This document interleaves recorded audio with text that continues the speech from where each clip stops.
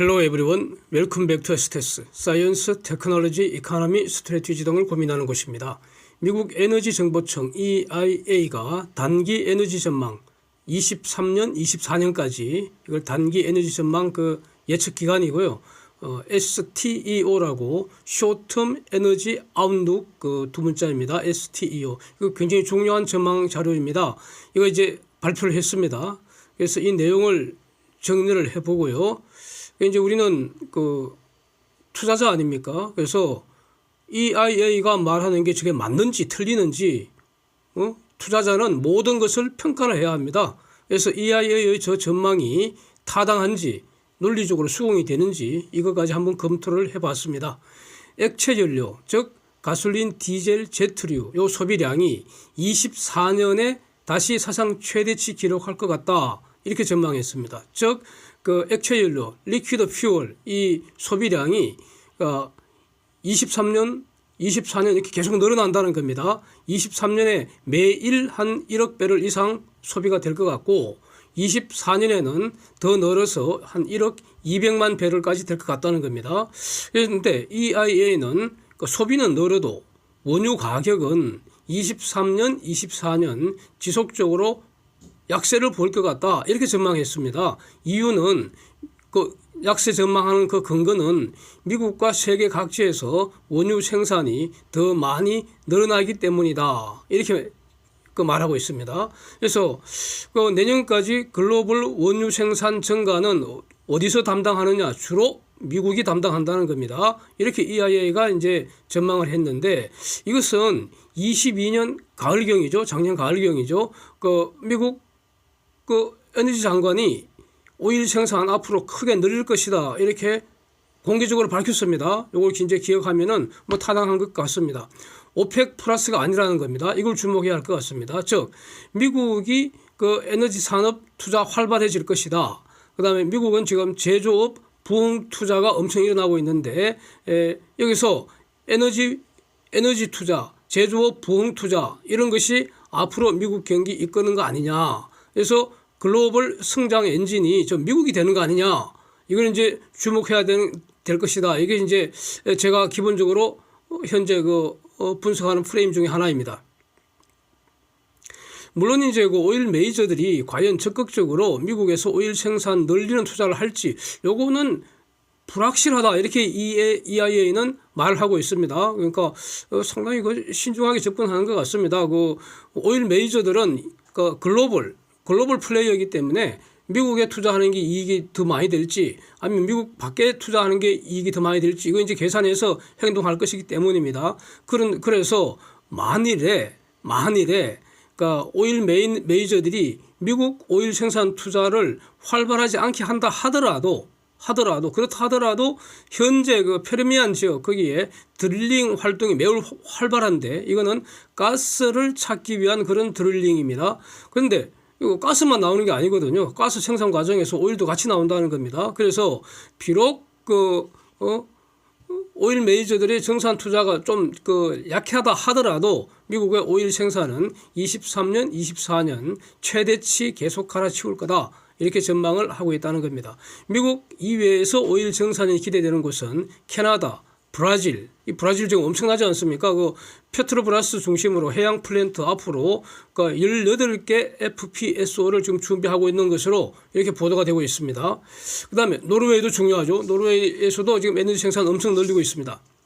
그래서 오일 생산량이 24년까지 12% 그러니까 캐나다, 브라질, 노르웨이 요것만 따져도 애그리게이트 그러니까 한 12% 정도 증가할 것 같다. 이런 겁니다.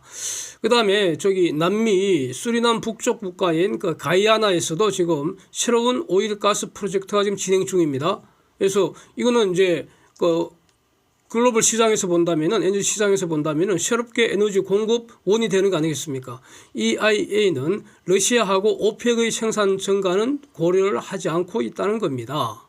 요 지금 일종의 그 불확실한 그런 지역으로 분류를 해두고 있는데 요게 앞으로 그 글로벌 그 오일 가격, 에너지 가격에 하나의 그 변수가 되지 않을까. 만약 그 오펙이 생산을 증가하기 시작하면은 가격은 확 떨어질 수도 있지 않을까. 이런 겁니다.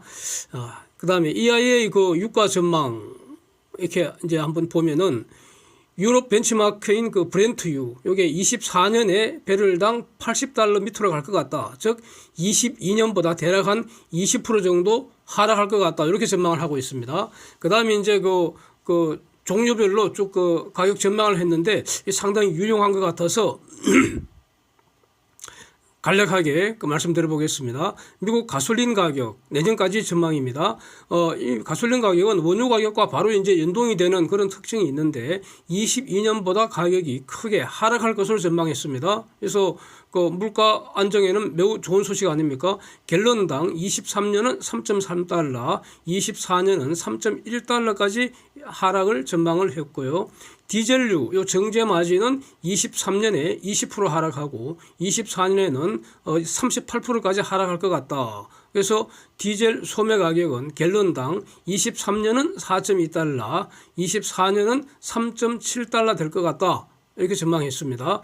그래서 그다음 그 천연가스 가격도 미국 내 생산 계속 증가하기 때문에 24년까지 하락할 것으로 기본적으로 하락할 것으로 이렇게 전망을 하고 있습니다. 또 요거는 미국 내 가스 가격이고요. 또 미국은 LNG 수출 터미널 지금 추가로 계속 그 확장 공사하고 있죠. 그래서 LNG 수출 터미널이 앞으로 계속 더 가동된다는 겁니다. 따라서 미국의 LNG 수출을 더 증가할 것이다. 이렇게 전망을 하고 있습니다. 석탄 퇴출이 지속된다. 그래서 발전에서 석탄이 차지하는 비중 22년에는 20%였는데 23년에는 18%, 24년에는 17%까지 계속해서 감소를 하고 그다음에 이제 그 빈자리를 누가 대신 채워야 하는데 재생에너지 사용해서 발전한 그 재생전기, 이 재생전기 비중이 24년에 26%까지 계속 증가할 것 같다. 이런 겁니다. 그래서 재생전기 증가량이 대략 한 3분의 2는 지금 새로 가동될 태양광 발전하고 그다음에 여러 개의 풍력 발전이 담당할 것 같다. 이렇게 전망을 했습니다. 이제 저 EIA 전망이 타당한지 한번 체크해 보겠습니다. 우선 시장의 원유 가스 가격 흐름과 지금 그 사진 한번 보시죠. WTI, 브렌트유, 그다음에 가스 가격 저 흐름과 대체로 부합하는 것으로 보이지 않습니까? 그 다음에 또 세계은행이 1월 10일 발표한 거 어저께 제가 영상 하나 올린 거 있지 않습니까? 그 마지막 부분에 글로벌 그 에너지 가격 전망한 것도 같이 올렸지 않습니까? 그 표 다시 한번 보시면은 그 에너지 가격 전망한 그것과도 지금 대체로 부합하는 것으로 이렇게 평가할 수 있을 것 같습니다. 그래서 EIA 저 전망은 전체적으로 타당한 거 아니냐. 앞으로 중요한 어떤 거 참고로 할 수 있지 않겠느냐. 그러니까 EIA가 제시한 저 가격 중심으로 이제 그 수급 상황 또 시장 상황 변동을 반영해서 오르락 내리락 하지 않겠나. 뭐 이런 겁니다. 그래서 기본적으로 또 그 에너지 가격은 앞으로 하향 안정화된다. 이거는 제가 작년 여름경부터인가요? 기본적으로 저는 계속 에너지 가격가 하락할 거다. 좀 더 심하게 얘기하면 폭락할 거다. 그 당시 높은 수준에서 그렇게 계속 말씀드렸습니다. 생생하게 기억하고 있습니다. 그런 영상도 많이 올렸죠. 그래서 제가 주장하던 그 어떤 내용들과도 부합하는 거 아니냐 이렇게 일단 정리를 하겠습니다. 그런데 여기서 추가로 더 검토해 볼 것이 지금 유크레인 전쟁도 아직 뜨겁습니다. 뜨겁게 진행 중이고요. 러시아 에너지는 지금 제재를 받고 있습니다. 그리고 이제 퇴출된다고 합니다.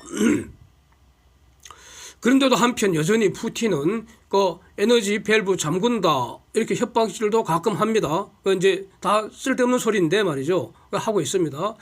그런데도 불구하고 내년까지 에너지 가격이 추가 하락 안정화된다는 저 EIA 전망이 과연 논리적으로 타당한가? 이것도 한번 검토를 해봤습니다.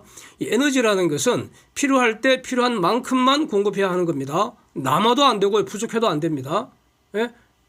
그게 에너지입니다. 이 에너지 어떤 거 안고 여기 바로 에너지 관련 안고입니다. 안고를 항상 알아야 합니다. 그래서 인구, 생활 수준, 경제 상황에 따라서 필요한 에너지량은 다 정해지는 겁니다. 그거 산수할 수 있습니다. 그래서 세상이 평온할 때는 별일 없을 때는 지금 필요한 만큼 그 에너지를 공급하는 그런 시스템이 작동하고 있는 겁니다. 이것이 균형 상태라는 겁니다. 예? 이퀄리브리엄 스테이트. 그런데 유크레인 전쟁 전 균형 상태 그 중요한 한 축을 러시아가 담당을 했던 겁니다. 그러니까 그 당시 러시아는 문유 수출 매일 한 600만 배를 했고요. 그 다음에 가스는 대략 한 155 BCM을 팔았다는 겁니다. 유럽으로 주로 판 거죠, 이거.